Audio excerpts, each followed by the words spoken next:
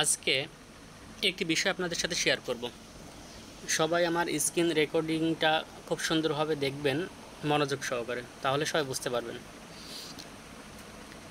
বিষয়টি হচ্ছে, গত কয়েকদিন আগে আমি ভিডিও আপলোড করতেছিলাম আর ভিডিও আমার প্রোফাইলে শো করতেছিল না, ভিডিও দেখতে পারতেছিল না যে ভিডিও আপলোড করার পরে ভিডিও যে আমার প্রোফাইলে শো করবে, এই বিষয়টি খেয়াল করলাম। তো বিষয়টি চিন্তা করলাম, কেন আমি তো কোনো সেটিং চালু করি নাই, তবে চালু হয়ে গিয়েছে, আমার অজান্তে একটি সেটিং চালু হয়ে গিয়েছিল।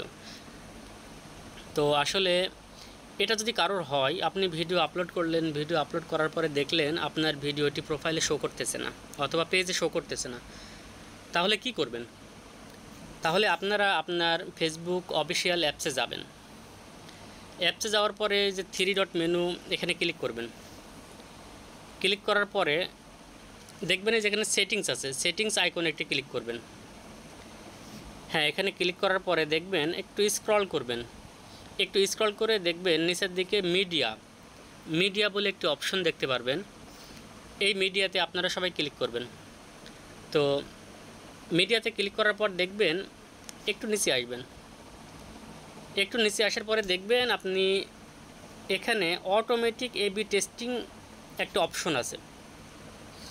যদি আপনার পেজ হয়, আবারও বলি, যদি আপনার পেজ হয় সেক্ষেত্রে এই অপশনটা পাবেন।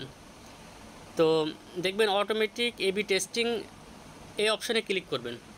দেখবেন যদি আপনার প্রোফাইলে বা আপনার পেজে যদি ভিডিও আপলোড করার পরে যদি শো না করে, তাহলে বুঝে নেবেন এবি টেস্টিংটা চালু হয়ে গিয়েছে, এটা অটো হয়ে গিয়েছে, অন হয়ে গিয়েছে। তো আমার এটি হয়েছিল কয়েকদিন আগে। তো আমি বিষয়টি দেখলাম, দেখার পরে বুঝতে পারলাম যে এটা কীভাবে চালু হয়েছে সেটা আমি জানি না। তো আমি এখানে গেলাম, এখানে গিয়ে এবি টেস্টিংটা অন ছিল, অফ করে দিলাম।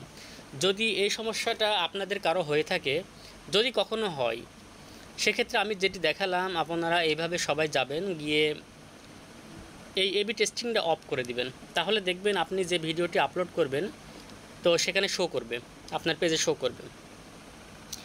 তো যদি আপনাদের আমার এই ভিডিওটি, আমার এই সেটিংসটি দেখানোটা আপনাদের যদি ভালো লেগে থাকে, তাহলে অবশ্যই একটি মন্তব্য রেখে যাবেন। এতক্ষণ যে সেটিংসটি আপনাদের দেখানোর চেষ্টা করলাম, আসলে কেমন হয়েছে সেটা তো আমি জানি না। আপনারা আমার ভিডিওর কমেন্টে জানাই যাবেন যে ভিডিওটি আসলে ভালো হয়েছে কিনা। সবাইকে অসংখ্য ধন্যবাদ। ভালো থাকবেন, সুস্থ থাকবেন। আল্লাহ হাফেজ।